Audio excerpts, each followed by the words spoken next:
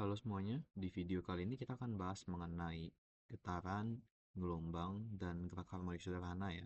Latihan soal yang sudah kita kerjakan bareng sebenarnya sebelumnya ya. Nah, pertama kita mulai dari nomor satu dulu. Di nomor satu ini kita diminta untuk kita dikasih grafik, kita diminta untuk buat persamaannya ya. Jadi di dalam persamaan gerak harmonik sederhana itu kan kita ada punya tiga persamaan ya. Pertama itu ada simpangan, kecepatan, dan percepatan. Dimana kalau bentuk dasarnya kemarin gimana? Simpangan kalau kita lihat dia sebagai simpangan vertikal gitu ya. Misalnya kita anggap ini gerakannya itu jadi kayak pegas yang ini kondisi equilibriumnya misalnya dia bergerak nanti naik dan turun lagi ke kondisi equilibrium. Tunggu, ini misalnya dia naik gitu ya. Terus dia turun lagi ke kondisi equilibrium, lalu dia menuju ke simpangan paling besarnya. Ini kita bisa lihat dia sebagai simpangan vertikal ya, alias kita gambarin ini sebagai Y misalnya gitu ya. Dimana dia adalah fungsi terhadap waktu yang bentuk dasarnya kemarin juga sudah kita bahas, nanti akhirnya dia seperti gelombang sinusoidal gitu ya, atau gelombang trigonometri lah ya, bisa cos bisa sin sebenarnya, tapi kita biasanya pakai bentuk paling dasarnya itu sin gitu ya. Dimana ini kan grafiknya ya. Walaupun ini sebenarnya ngomongin pegas yang sama, tapi saya gambarin jadi menyamping gini supaya kelihatan jelas. Nah, bentuk dasarnya itu adalah A dikali sin dari omega T. Dimana kemarin juga sudah dibahas ya. A itu amplitudo, yang sebenarnya dia artinya adalah simpangan maksimumnya. Terus omega di sini dia tuh adalah kecepatan sudut ya. Kecepatan sudut atau kita juga bisa sebut sebagai frekuensi sudut. Di mana dalam hal ini, kalau by definition dari rumusnya, kita bisa lihat omega itu sama dengan 2pi dikali F. Kita lihat di sini ya. Jadi dari frekuensi yang biasa, kita terjemahin dia sebagai 2pi. 2pi ini kan kita ngomongin berarti sebagai satu siklus seperti ini ya. Jadi kita terjemahin yang awalnya frekuensi, misalnya kita ngomongin ini contoh ya. Dia ternyata frekuensinya 10 gitu ya. Dari 10 ini kita sebut dia sebagai 10 kali getaran dalam satu detik, dia berubah jadi bentuk radiannya gitu ya. Makanya kita kali dengan 2pi alias bentuk sudutnya. Jadi berapa sudut yang ditempuh? Karena kalau kita ubah sudut pandang kita, kemarin juga sudah dibahas, ini bisa seolah-olah jadi seperti gerak melingkar. Kan kemarin juga sudah dibahas ya gimana kaitan fungsi trigonometri, sinus gitu ya misalnya, dengan gelombang, dengan gerak melingkar gitu ya. Mereka tetap terkait. Kita bisa bilang sama. Dan by definition juga, waktu kita turunin persamaan ini, sebenarnya dia berubah menjadi persamaan kecepatan, di mana turunan dari sin itu bakal jadi cos, dan ini pakai chain rule, nanti kita bakal dapat omega A. Jadi variabel yang di dalamnya itu kita keluarin, terus sinnya jadi cos. Lalu kalau diturunin sekali lagi, hubungannya adalah dia jadi perubahan kecepatan alias percepatan ya, dimana cos itu diturunin jadi minus sin gitu ya. A sin omega t, dimana A sin omega t ini tadi adalah x ya sebenarnya. Kita lihat ya, ini ya. Ya bisa kita sebut sebagai y juga, atau mungkin di sini kita lebih enaknya pakai x kali ya. Karena memang biasanya kita tulisin sebagai x sih. Sebenarnya sama aja, kita cuma mengubah sudut pandang gitu ya. Cuma lebih gampang nanti di penurunan rumus dan sebagainya biasa kita pakai x. Oke, gini ya. Nah, terus berarti di sini kita lihat di grafiknya gini ya. Di sini kan ada titik-titik yang kayaknya lebih gampang kita amati ya. Misalnya ini 10 detik. Dia lihat di sini berarti X-nya ngomongin detik. Jadi dia grafik simpangan terhadap waktu ya, sama dengan ini ya. Ini berarti grafik simpangannya terhadap waktu. Dan tadi kita turunin juga BTW, dia turunin terhadap waktu ya. Makanya dia jadinya perubahan kecepatan atau perubahan simpangan gitu ya. Yang artinya perubahan simpangan itu adalah kecepatan dan perubahan kecepatan itu adalah percepatan gitu kan ya. Perubahan tiap satuan waktu. Nah, di sini kita bisa tentuin frekuensinya dari gimana? Kita ambil misalnya dari sini ke sini satu gelombang, dua gelombang, 3 gelombang, 3/4 gelombang terjadi dalam 10 detik. Berarti N-nya atau jumlah gelombangnya sama dengan 3/4, 3,25 gitu ya. Dan T-nya yang kita amatin adalah 10 sekon. Nggak harus sampai 10 sekon ya sebenarnya, tapi di sini lebih gampang pakai kayak gini. Jadi dari sini dapat frekuensinya sama dengan 3,25 dibagi 10 sama dengan 0,325 Hz gitu ya. Jadi dia mengalami 0,325 gelombang tiap 1 detiknya gitu ya. Habis ini harusnya cukup jelas ya. Dari sini kita juga bisa tentuin amplitudonya ya dari grafik ini. Kalian lihat tadi definisi amplitudo apa? Definisi amplitudo itu adalah simpangan paling jauh atau simpangan maksimalnya gitu ya. Jadi dalam konteks ini karena dia kotak kedua dari 5 kotak, di mana 5 kotaknya itu 10, berarti di sini 4 ya. Dan ini dalam meter berarti amplitudonya kita tahu pasti adalah 4 meter. Jadi di sini kita bisa hitung frekuensi sudutnya. Kita jadiin gini, berarti kita bisa tulis sebagai 2pi dikali 0,325 alias sama dengan 0,65 pi gitu ya. Saya nggak masukin dulu pi-nya karena sebenarnya nggak perlu banget ya. Boleh kita biarin sebagai pi aja. Selanjutnya tinggal kita bikin rumusnya. Bikin bentuk persamaan sederhana atau persamaan dasarnya gitu ya. Dimana di sini adalah A, amplitudonya 4 meter, sin dari omega T. Omeganya adalah 0,65 pi T.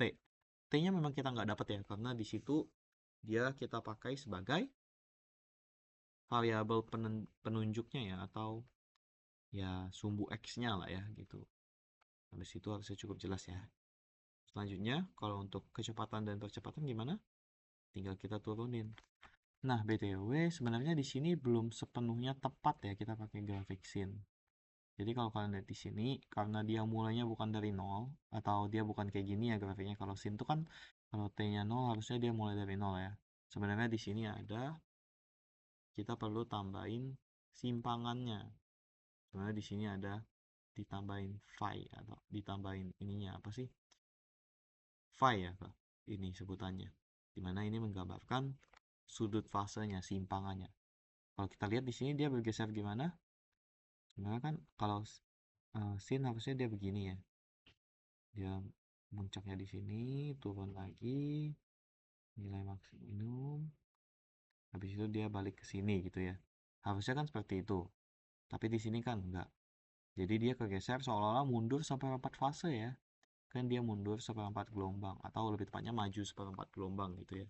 Berarti sebenarnya bisa kita tambahin ini sebagai ditambahin 0, berapa pi kalau setengah fase, seperempat fase. Kalau setengah gelombang itu kan pi ya, karena 2 pi itu kan full satu lingkaran atau satu gelombang.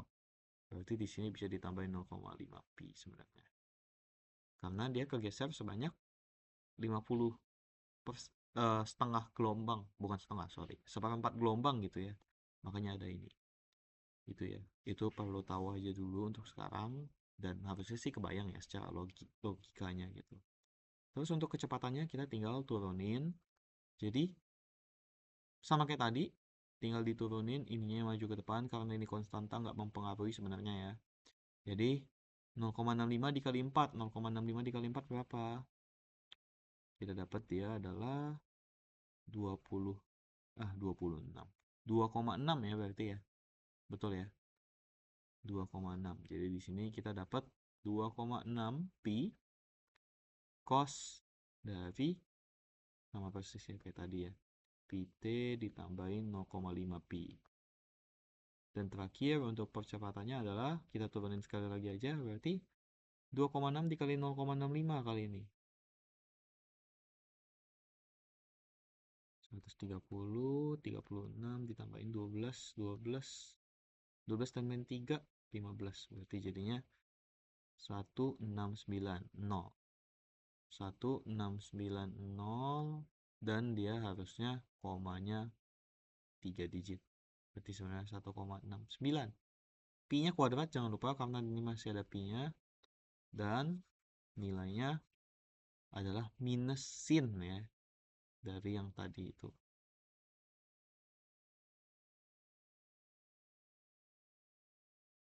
Oke, jadi sudah selesai persamaannya. Berarti nomor 1 sudah selesai ya. Kita sudah dapat simpangan, kecepatan, dan juga percepatan. Oke, kita lanjut ke nomor 2. Berdasarkan analisis energi mekanik, buktikan bahwa pendulum bergerak dengan kecepatan maksimumnya ketika berada pada posisi setimbangnya. Ini kita bisa ambil contoh kasus ya sebenarnya. Di pendulum, kalau misalnya suatu pendulum itu bandul ya sebenarnya. Dia misalnya punya bentuk kayak gini kan ya. Dia ada 3 posisi, di mana ini simpangan maksimum, ini titik equilibriumnya, dan ini titik maksimumnya. Kita tahu apa yang terjadi kalau di sini? Kecepatannya jadi 0 ya, makanya kita bisa tahu ini ketinggian maksimum. Karena dia sudah berhenti bergerak dan sudah mau balik lagi ke kondisi equilibriumnya. Jadi sebenarnya gerakan di sini disebabkan sama apa ya? Pastinya karena gravitasi kan ya, gravitasi yang dia narik ke bawah, tapi karena ada tegangan tali di sini dia ketranslasiin jadi bergeraknya seperti ini gitu ya. Dimana berarti di sini harusnya karena ada gaya gravitasi, berarti otomatis dia memiliki energi potensial dari gravitasi ya, waktu dia berada ketinggian maksimumnya. Berarti otomatis kita tahu di sini V-nya sama dengan 0, berarti otomatis EK-nya juga jadi 0 gitu ya.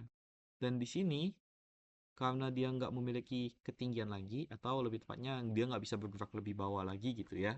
Jadi kita tahu pasti kalau dia punya energi potensialnya berubah jadi 0, semuanya diubah gitu ya. Sementara EK-nya bakal dalam kondisi maksimum gitu ya. Jadi dari sini kita tahu cuman dari analisis seperti ini aja kalau dia otomatis pasti memiliki energi kinetik maksimum di kondisi equilibrium ini gitu ya, atau posisi setimbangnya. Habis itu cukup jelas ya. Kalian bisa tulisin sendiri pakai kata-kata yang lebih detail, tapi di sini saya jelasin kayak gitu dulu aja. Silahkan dituliskan gitu ya. Selanjutnya, nomor 3, kita diminta gambarkan grafik simpangan, kecepatan, dan percepatan terhadap waktu. Dimana di sini kita punya sistem pegas ya. Kalian lihat di sini kita punya konstanta pegasnya, dikasih tahu informasinya, massa bendanya, dan juga kita punya kecepatan vertikalnya. Ini berarti kondisinya pegas yang bergeraknya naik turun ya, seperti contoh kasus yang di atas ini tadi, yang saya gambarin ini. Berarti dia kurang lebih kayak gini kasusnya gitu ya.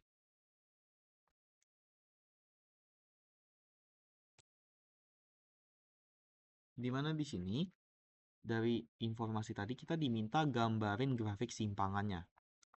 Oke, kemarin kita sudah pernah turunin rumusnya ya. Kalau misalnya kita mau gambar grafik, berarti otomatis kan pertama kita perlu bikin fungsinya ya. Dimana ini balik lagi kayak tadi, bentuknya pasti bentuk dasarnya. Gitu ya. Tapi kita belum tahu beberapa informasi nih. Pertama, kita perlu cari tahu amplitudonya yang kalau tadi kan di grafik cukup jelas ya, kita tinggal lihat baca grafiknya. Tapi kan di sini belum dapat nih. Nah, nanti kita bahas gimana cara dapatnya. Lalu kedua, kita perlu cari omeganya, di mana omega ini kemarin sebenarnya kita sudah pernah dapat ya rumusnya ya. Kita sudah pernah pakai, kita sudah pernah turunin dapat sampai periode itu sama dengan 2pi apa? 2pi akar dari M per K, atau massa dari bebannya dibagi sama konstanta pegas tadi, atau bisa juga frekuensi sama dengan 1/2pi akar dari K per M ya, tinggal dibalik.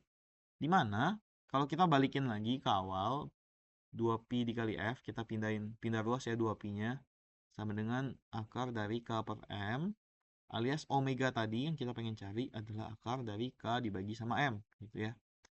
Dari sini kita bisa hitung kalau ternyata omeganya itu nilainya adalah akar dari 300 Newton per meter dibagi sama 3 kilo. Mungkin di sini agak membingungkan gitu ya. Kenapa jadi kayak gini gitu ya. Tapi nanti ini bakal dapat omeganya dari rumus ini. Dimana omeganya adalah akar dari 100. Omeganya adalah 10 radian per second. Satuannya omega itu radian per second ya. Oke. Setelah ini kita gimana cara cari amplitudonya? Nah, di sini sebenarnya ada satu informasi yang kita belum pakai lagi ya. Ada kecepatannya, di mana di sini dia bilang waktu di posisi setimbang diberi kecepatan vertikal sebesar V sama dengan 6 meter per second. Jadi, basically waktu dia di dalam kondisi setimbangnya, kita balik ke atas ya untuk ilustrasinya biar nggak perlu gambar-gambar ulang. Di dalam kondisi ini dia diberikan kecepatan awal 6 meter per second. Tapi di analisis kita tadi, di bagian yang bawah ini, dan ini berlaku umum ya di semua gerak harmonik sederhana, harusnya di kondisi equilibriumnya dia bakal memiliki kecepatan maksimal.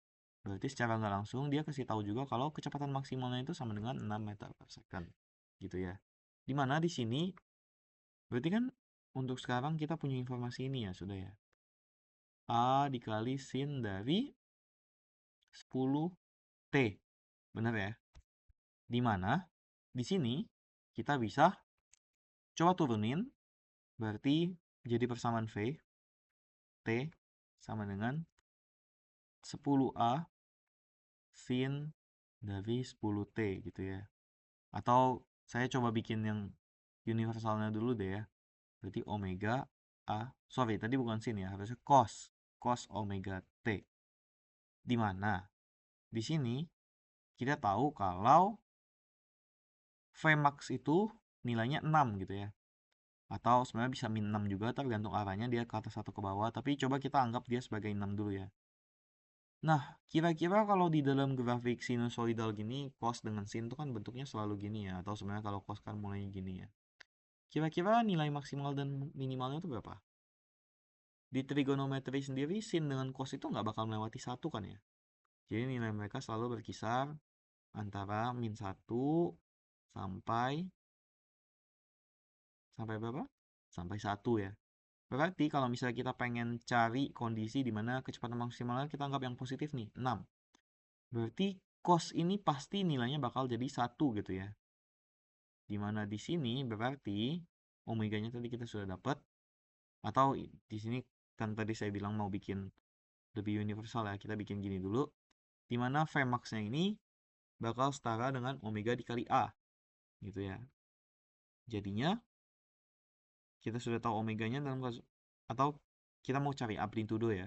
Kita bikin universal dulu. Amplitudo berarti kita dapat dari Vmax dibagi sama omega gitu ya. Nah, rumus ini turunan lainnya mungkin kalian bisa catat juga, atau kalau bingung sih bisa tinggal turunin ini lagi karena gampang banget ya. Dimana di sini kita ambil contoh kasusnya yang tadi, Vmax-nya 6, omeganya 10, berarti alfanya, bukan alfa. Amplitudonya adalah 0,6. Nah, di sini kira-kira dia 0,6 apa? Meter atau sentimeter? Harusnya meter ya.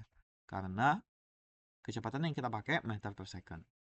Jadi di sini kita sudah dapat amplitudonya, di mana kita berarti sekarang bisa menentukan Y-nya itu sebagai 0,6 sin 10T. Terus kalau misalnya kita turunin, V-nya berarti 6 sin, bukan 6 sin, sorry, 6 cos 10T. Dan alfa dan A-nya, percepatannya adalah minus 60 sin 10T. Oke, sekarang kita perlu tahu nih, eh, dari sini gimana cara gambar grafiknya. Mungkin masih bingung ya. Atau sebenarnya kemarin sudah pernah dijelasin, cuma in case lupa, di sini kita perlu hitung atau pilih salah satunya bisa pakai periodenya dulu ya. Dimana omega kan tadi sama dengan 2πf ya. Kalau misalnya kita balik, bisa jadi omega sama dengan 2π per T. Karena F dengan T itu kan saling kebalikan ya.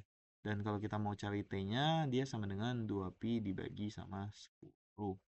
Gitu ya dalam konteks ini. Dibagi sama omega, omeganya nilainya 10. Berarti 2Pi dibagi 10 alias 0,2 Pi ya. Nah, dari sini gunanya periode ini untuk apa? Gunanya periode ini adalah membantu kita gambarin grafiknya. Karena dengan gini kita bisa gambarin titik-titik khusus nih kayak yang di sini tadi. Karena dia siklik, berarti otomatis dia bakal memiliki periode, dia butuh beberapa waktu untuk mengulangi satu gelombangnya gitu ya. Jadi saya biasanya lebih suka pakai periode sih, karena kalau frekuensi itu kan lebih ke dalam satu detiknya berapa gelombang gitu ya. Kalau misalnya koma-koma bakal agak susah kita gambarnya. Kalau di sini kita tinggal manipulasi atau ubah nilai-nilai titik-titik khususnya gitu ya. Grafiknya kita tinggal bikin sesuaiin aja gitu ya. Oke, sebentar ya. Saya kasih spasi dikit dulu biar lebih gampang. Sekarang kita mau gambar grafiknya. Yang tadi saya tulis ulang dulu atau saya coba ini aja lah ya biar kita lebih cepat. Kita select objeknya.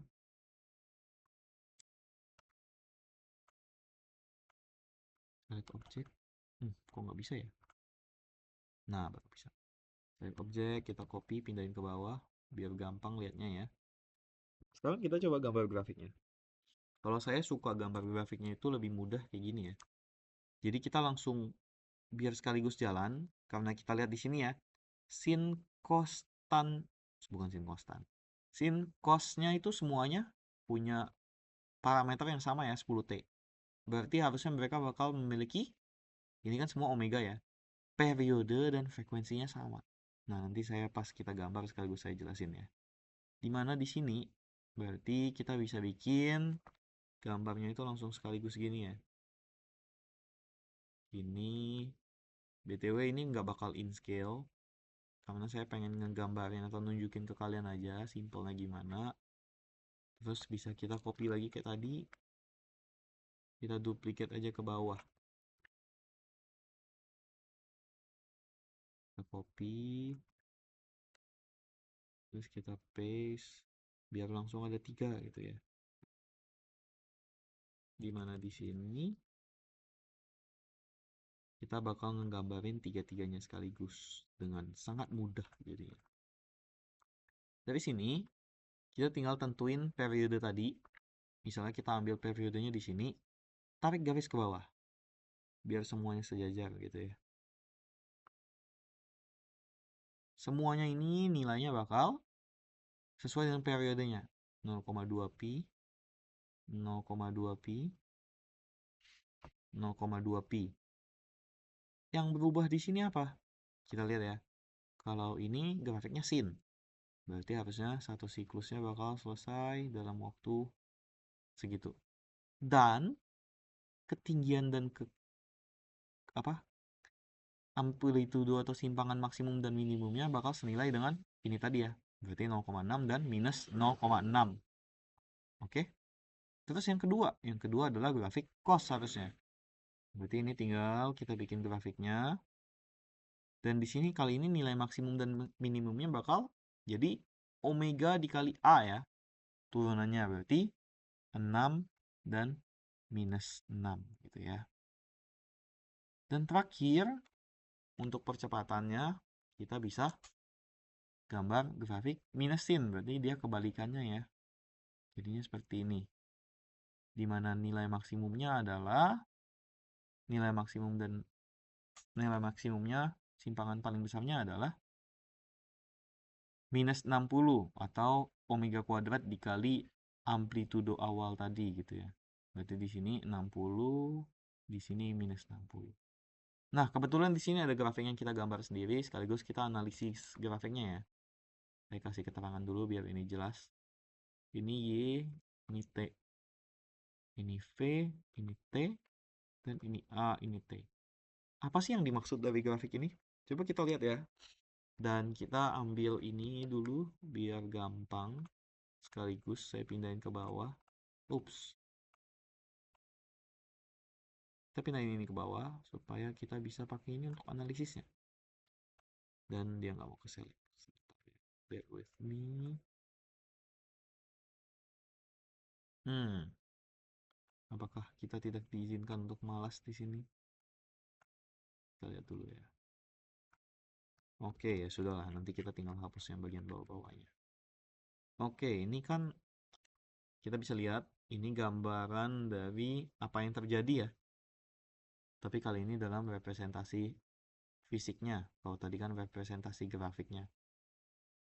Kita lihat ya, analisis kita tadi yang waktu kita bahas soal energi. Gimana di dalam kondisi equilibrium alias titik ini, titik ini, titik ini, semuanya itu menggambarkan kecepatan maksimum.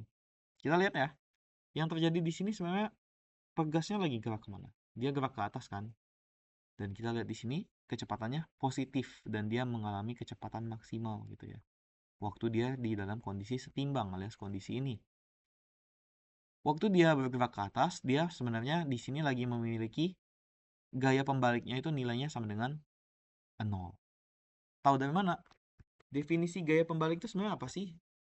Dia itu gaya yang pengen mengembalikan dia atau restorative force ya, pengen mengembalikan dia ke kondisi seimbangnya atau kondisi stabilnya, kondisi equilibriumnya atau di sini tadi disebut apa? Posisi setimbangnya gitu ya. Berarti makanya di sini percepatannya nilainya 0 juga ya. Karena by definition gaya itu adalah massa dikali percepatan. Berarti waktu gaya pembaliknya 0 otomatis gak mungkin kan tiba-tiba massanya hilang. Berarti yang berubah adalah percepatannya. Percepatannya jadi 0 gitu ya.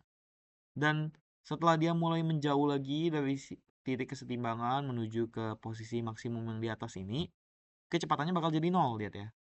Kecepatannya jadi 0. Jelas ya? Dan di mana di situ harusnya dia bakal memiliki percepatan yang maksimal tapi di arah sebaliknya. Kita tahu dari mana? Karena satu-satunya cara supaya dari kecepatan maksimal ini sampai menjadi kecepatannya 0 adalah dia mengalami gaya alias percepatan ke arah sebaliknya kan ya. Kita lihat di sini makin lama makin tinggi karena dia makin menjauhi titik kesetimbangannya. Dimana setelah itu dia mencapai titik maksimumnya, kecepatannya jadi 0.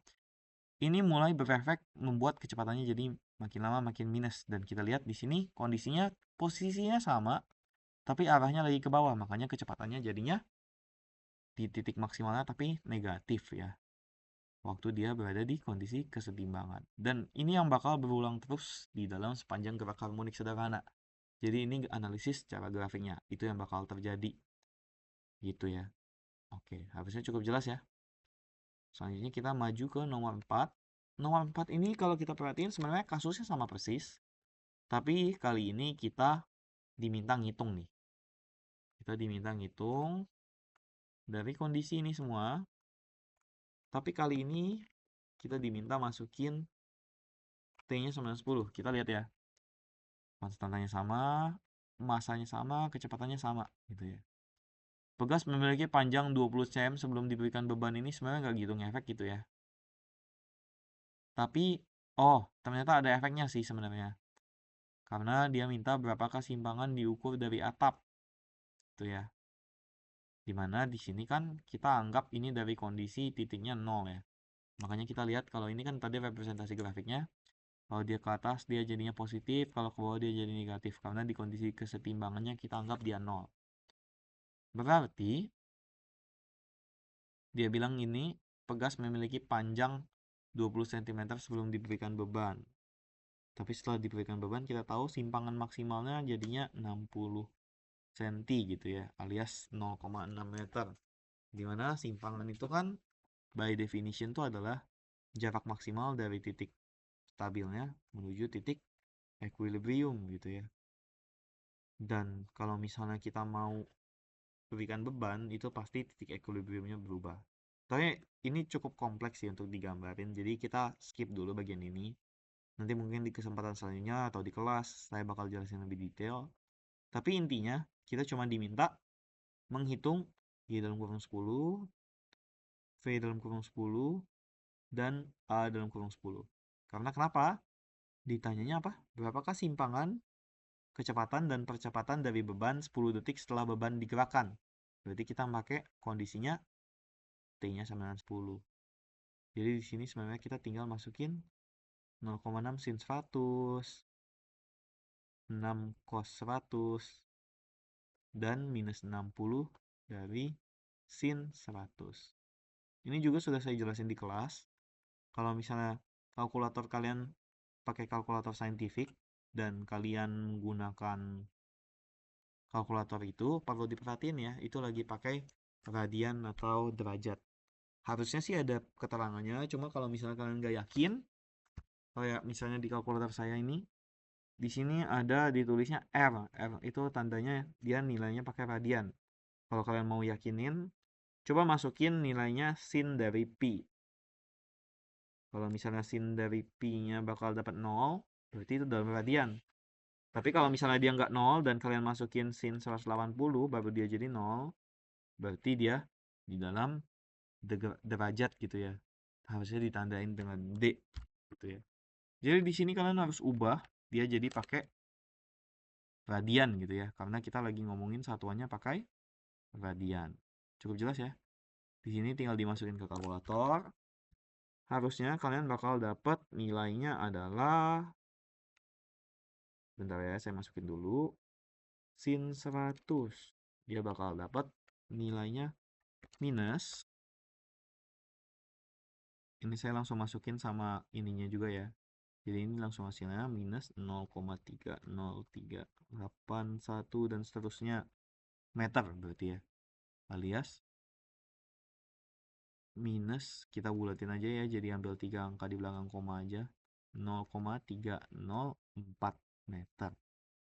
Selanjutnya ini juga tinggal dimasukin 6 dikali cos 100, dapat nilainya adalah 5,1739 dan seterusnya gitu ya, alias sekitar 5,174 meter per second.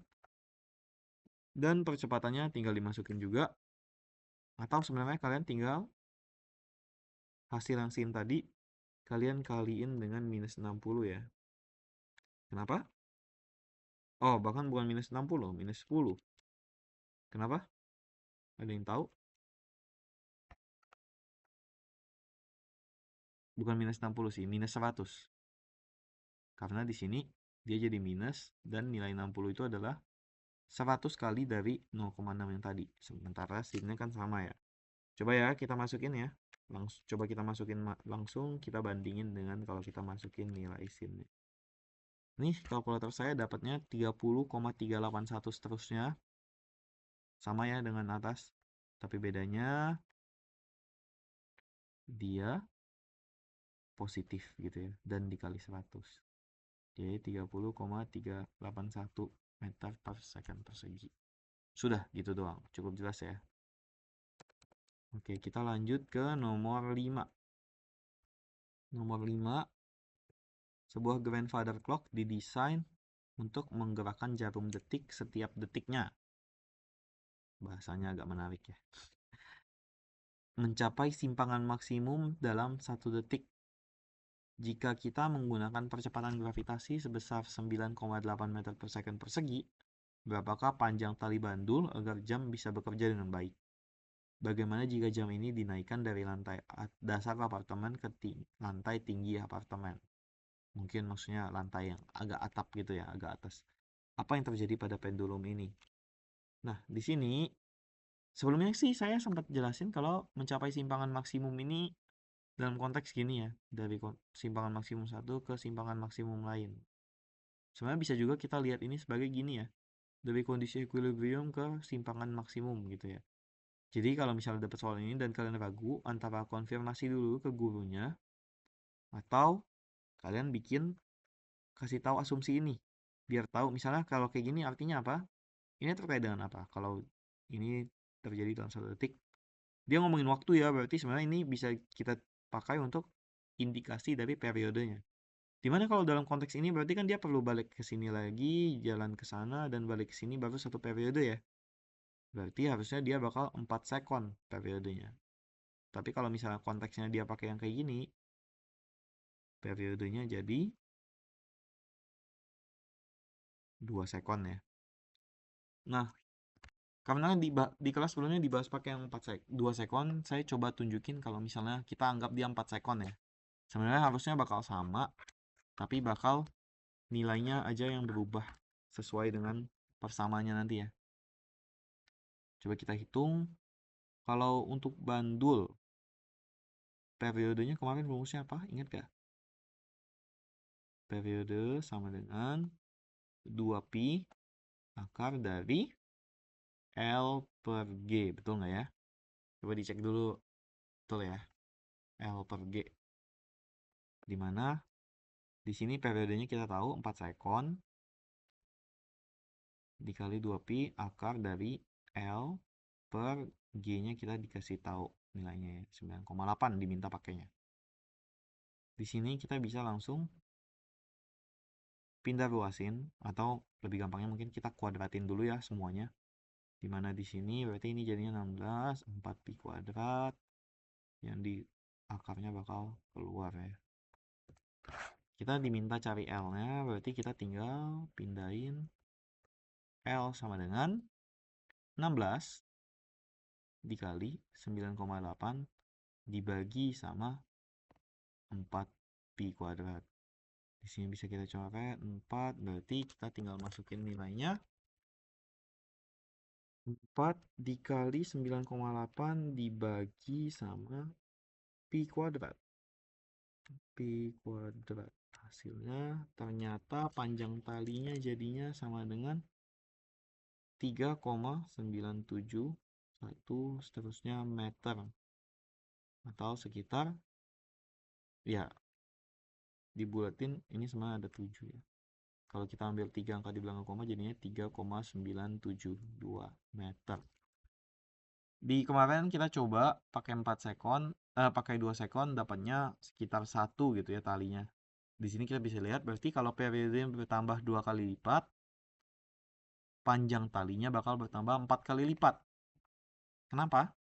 Karena di sini di dalam akar, dan supaya di dalam akarnya kita menambah jadi 4 kali lipat dengan kondisi gravitasinya konstan, harusnya di sininya 4 kali lipat ya daripada yang hasil kemarin, karena 4 nanti diakarin jadi 2 kali di periodenya gitu ya. Cukup jelas ya.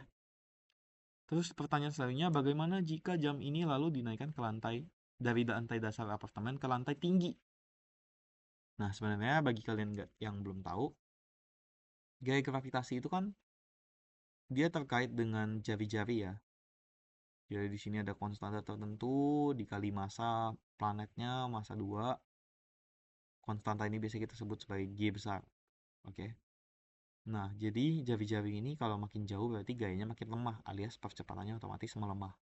Tapi karena sebenarnya ya tinggi gedung nggak sedampak itu lah ya dibanding dengan jarak ke inti bumi. Jadi akhirnya dampak ini kecil banget. Tapi bayangin ya kalau misalnya jamnya melesetnya cuma 0,001 detik. Tapi kan ini meleset 0,01 detik ini sepanjang hari, di mana sehari itu 24 jam. 24 jam itu dikali 60 jadi menit, terus dikali 60 lagi jadi detik, dan ini terjadi selama 365 hari gitu ya. Semua build up ini bakal signifikan. Mungkin jamnya bakal bergeser bisa menitan, atau nanti kalau dalam tahunan yang panjang banget bisa bahkan jam dan bergeser 1 hari mungkin ya. Kalau nggak disesuaikan ulang lagi gitu ya. Itu dampaknya kalau misalnya dia dinaikkan ke tinggi apartemen tertentu gitu. Oke, nomor 6. Lanjut. Sebuah mobil bermasa 1500 kg. Ternyata dia suspensinya ini menyebabkan dia beroscilasi naik turun, dan waktu diamatin ternyata terjadi 5 osilasi N-nya 5 dalam waktu 4 detik. Ditanyanya pertama frekuensi dan periode, gampang banget. Frekuensinya tinggal N per T sama dengan 5 per 4 sama dengan 1,25 Hz. Periodenya kita bisa pakai 1 per F atau pakai T per N sama dengan 4 per 5, jadinya 0,8 detik ya. Oke, yang A-nya sudah selesai. Sekarang yang B-nya konstanta pegas.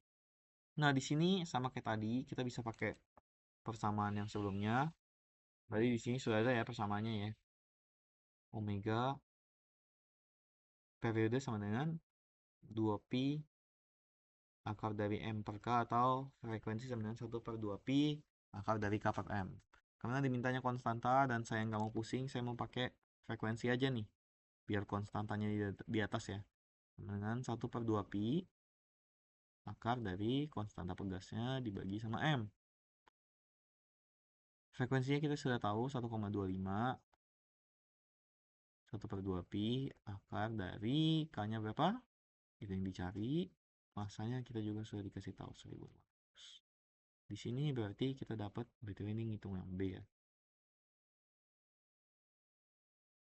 2,5 Pi akar dari sama dengan akar dari K dibagi sama 1500. Kita bisa kuadratin jadinya 6,25 ya kalau nggak salah, 2,5 kuadrat.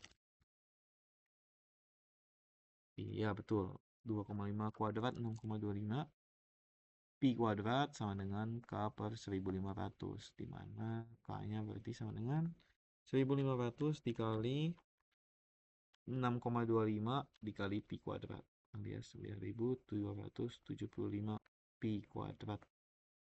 Berarti konstanta pegasnya adalah, kalau kita masukin Pi-nya, berarti nilainya adalah, saya masukkan kalkulator dulu, sama dengan 92.527,54126. Satunya apa? Newton per meter. Cukup logis ya, kalau misalnya nggak sekuat ini, bayangin mobilnya itu kan massa mobilnya sendiri 1500. Berarti kalau misalnya kita ubah jadi gaya berat, dia jadi 15.000. Berarti dengan beban ini, pegasnya itu aja sudah turun sekitar berapa ini? Kalau kita mau gaya pegas itu kan sama dengan minus K dari delta X-nya ya, betul ya?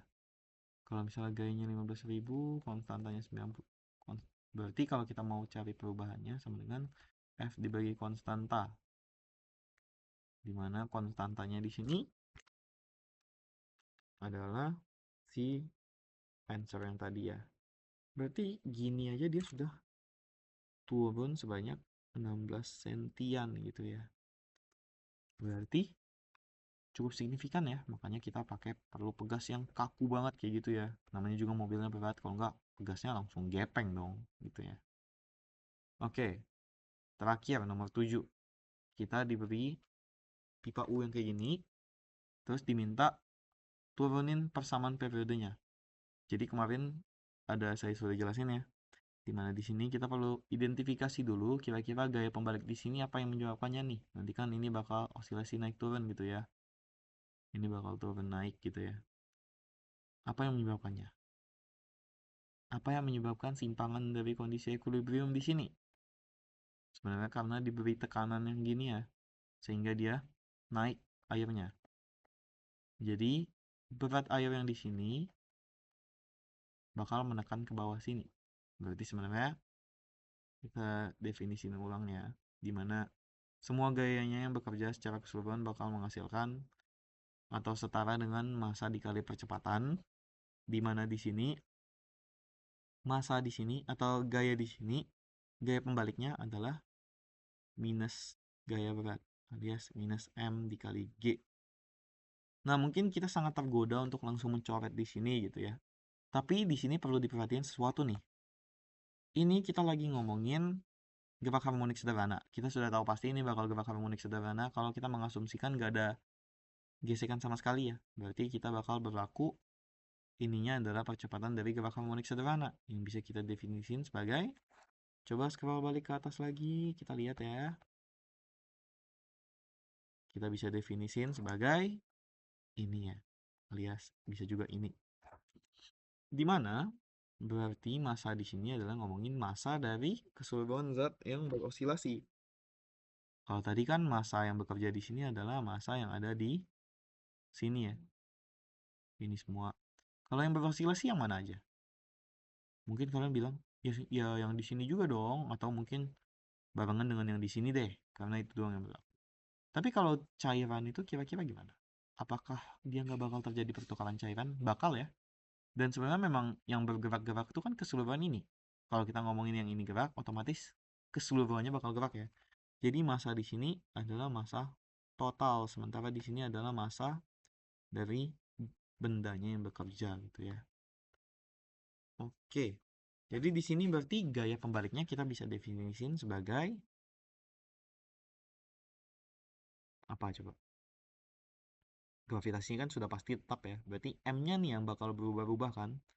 Dimana masanya kira-kira ada informasi yang bisa dipakai nggak dari sini? Ada massa jenis dengan penampang pipanya itu A. Massa jenis ini terkait dengan apa? Massa dibagi sama volume. Dimana volume air bisa kita hitung dari ketinggian airnya tadi. Berarti ketinggian air ini, 2 ini, gitu ya. Berarti nilainya dari X menuju minus X lah ya istilahnya.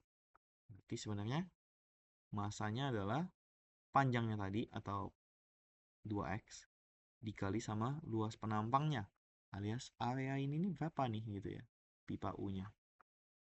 Nilainya menjadi M per 2XA gitu ya. Berarti di sini kalau misalnya kita ubah, karena kita punya informasinya massa, berarti kita perlu ubah ini jadi 2XA rho sama dengan M. Berarti di sini minus dari 2XA rho G sama dengan M massa total. Nah, massa totalnya juga bisa kita ubah ya. Berarti di sini panjangnya bukan 2X lagi, tapi keseluruhan ini. Dimana di sini soalnya telah membantu kita dengan sangat dengan mengubahnya jadi L ya. Berarti jadinya apa? M-nya adalah 2X-nya kita ubah jadi L. Berarti L dikali A dikali rho. Dan A di sini kita bisa ganti jadi minus omega kuadrat dari minus omega kuadrat, sorry bukan dari, tapi dikali X ya. Rho-nya bisa kita coret, A-nya bisa kita coret, sisa gini doang ya. Berarti kalau misalnya kita mau cari, misalnya ini kan ngomongin simpangan ya, seberapa banyak simpangan ini. Oh, bahkan ini karena sama-sama ngomongin simpangan yang sama, kita bisa coret X dengan X. Berarti sisanya adalah minus 2G sama dengan, minusnya pun bisa kita coret ya BTW. Minus dengan minus. Ini perkalian ya, bukan pengurangan. Berarti ini sudah jadi plus L dikali omega kuadrat. Dimana omega kuadrat sama dengan 2G per L berarti ya. Dan omega kuadrat berarti sama dengan, omega berarti sama dengan akar dari 2G per L. Dimana di sini omega itu sama dengan 2pi ya. 2pf sama dengan akar dari 2G per L. Maka F sama dengan 1 per 2pi akar dari 2G per L. Atau kita bisa menggunakan ini secara interchangeable, kita ubah jadi T. Berarti keseluruhan ini sebenarnya kita perin ya. 1 per 2pi akar dari 2G per L. Sebenarnya tinggal kita balik semua, yaitu 2pi akar dari L per 2G. Ini ya. Ini hasil akhirnya. Oke, ini penurunan dari fluida atau gerak fluida di pipa U. Kalau misalnya dia terjadi simpangan kayak tadi. Gitu ya. Oke, pembahasan kita sampai sini dulu. Semoga pembahasan ini bermanfaat dan bisa membantu kalian persiapan menuju sumatif nanti. Terima kasih.